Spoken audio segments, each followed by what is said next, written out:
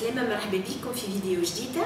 En fait l'idée جاتني mais les questions que vous m'avez posées sur Instagram, donc j'en ai recensé pas mal et surtout celles qui, pour toutes celles ou ceux qui posent la question pourquoi mon poids stagne et pourquoi je n'évolue pas dans la perte de poids. Donc j'ai essayé de donner les causes principales qui peuvent donc interférer sur la réussite de ce régime. J'ai essayé donc de recenser les sujets les plus importants à mon sens, mais si j'en ai oublié d'autres, évidemment je compte sur vous. Alors n'hésitez pas à m'écrire, à me donner votre avis, vos suggestions en bas des vidéos.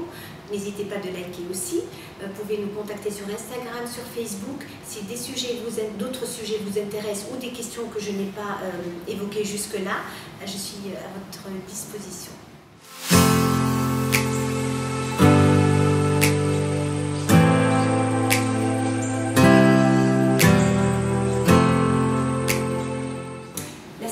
Du poids. Donc quand on fait un régime et qu'on a un poids qui ne descend plus, sur la balance du moins, on appelle ça un palier ou une stagnation de poids. Donc allège, on stagne au cours d'un régime.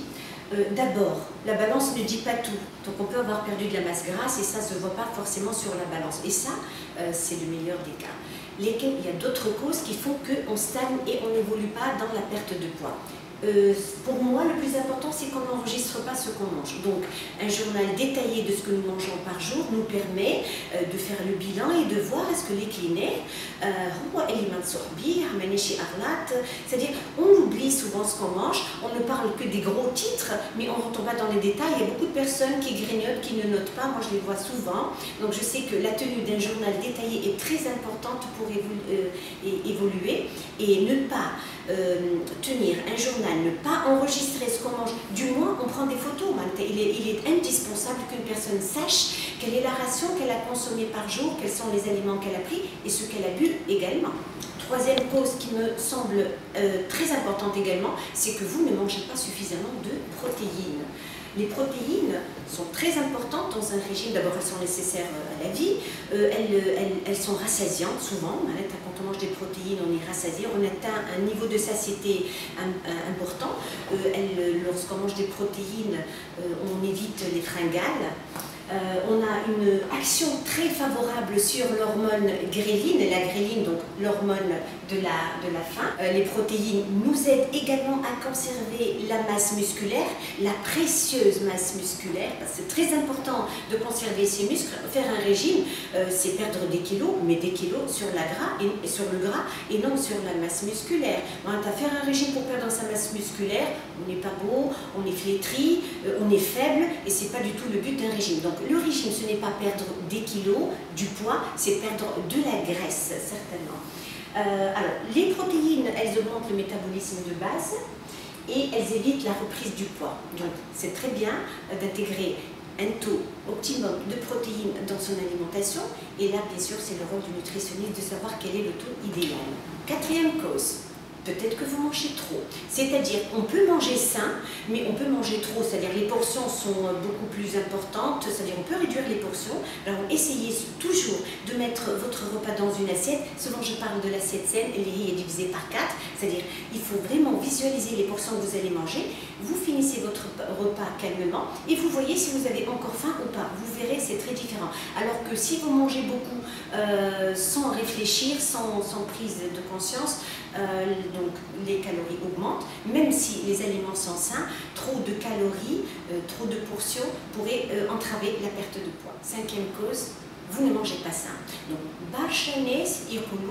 nous faisons un régime et on mange sain. Et quand je fais l'enquête alimentaire, ils ne mangent pas sain du tout. En fait, les gens n'ont pas une notion très précise de ce qui est un aliment sain et la malbouffe. Il faut retenir qu'à calories égale, la malbouffe et l'alimentation saine, les aliments sains, n'ont pas le même impact sur le métabolisme. C'est-à-dire, ce n'est pas tant le taux calorique qui nous intéresse, c'est plutôt la qualité de ce que nous ingérons. Donc, il y a 2000 calories, je n'ai pas le droit d'utiliser mes 2000 calories comme je le veux sur n'importe quoi. Donc, manger sain est très important parce que le but de faire un régime ou de perdre du poids, c'est surtout pour conserver la santé. Ce n'est pas que pour perdre du poids. Sixième cause, vous ne buvez pas assez d'eau.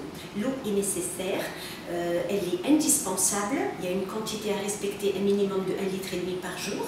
Et là, quand il ne fait pas chaud, par contre, quand il fait chaud, on peut vraiment alors, boire de l'eau. Hein. Il ne s'agit pas de boire des boissons sucrées, des sodas, même à 0%, je ne vous le conseille pas.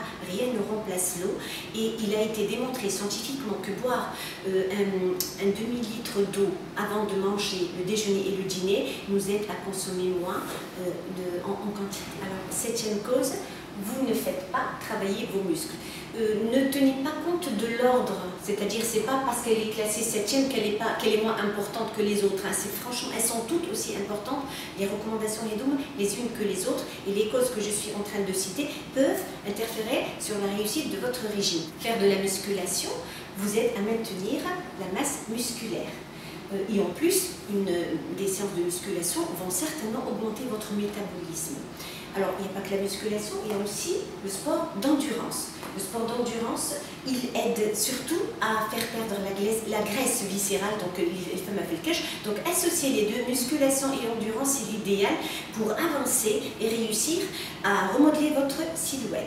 Donc, les sports d'endurance, c'est la course, la marche, le jogging, la natation, alors que la musculation, c'est plutôt les poids, le sport en salle pour renforcer la masse musculaire. Donc les deux sont à combiner pour réussir un programme d'amincissement. Une des causes également qui vous empêche d'avancer, c'est-à-dire de faire stagner le poids et de ne pas évoluer, c'est que vous mangez beaucoup trop. Pas en quantité cette fois-ci, trop souvent. C'est-à-dire il y a des personnes qui vous disent oui, je mange 5 fois par jour ou 6 fois par jour, des petites portions, et ça c'est pour aider mon métabolisme à travailler plus. Ce n'est pas vrai. Et ça a été démontré par le jeûne intermittent. Donc on réussit plus à perdre du poids en mangeant moins et moins souvent.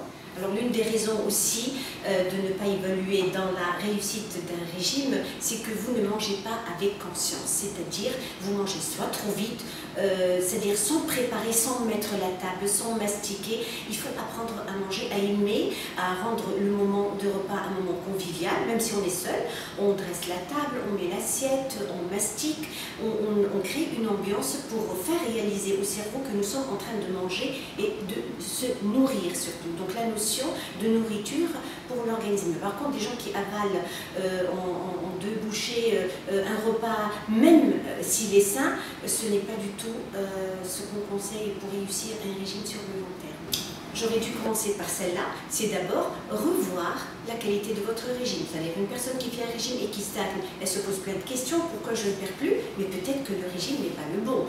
C'est peut-être un régime très faible en matière grasse, peut-être qu'il ne tient pas du tout de la quantité des hydrates de carbone, peut-être qu'il est trop restrictif et privatif et punitif, et ça, bien sûr, qu'on ne peut pas tenir sur le long terme. Donc, si le corps stagne, c'est qu'il y a un défaut quelque part. Si le défaut ne vient pas de nous, peut-être qu'il vient de la qualité de ce régime. Donc, s'il vous plaît, revoyez si le régime est bon, il est sain et est-ce qu'il est équilibré. Il y a des personnes qui perdent mais qui ont des objectifs irréalistes. Son corps a besoin de perdre 10 kg, elle veut en perdre 20, et ça, ce n'est pas possible. Donc, il faut toujours voir quel est le poids idéal par rapport à votre taille, à votre activité physique, à votre âge. Donc, s'il vous plaît, ne confondez pas, les régimes ne sont pas équivalents. Pour 20 ans et pour 50 ans, ce n'est pas forcément le même régime, et les objectifs ne sont pas les mêmes. Et ce qui va vous surprendre, c'est que aussi le sommeil interfère sur la perte de poids. Si vous dormez mal, vous ne perdez pas de poids.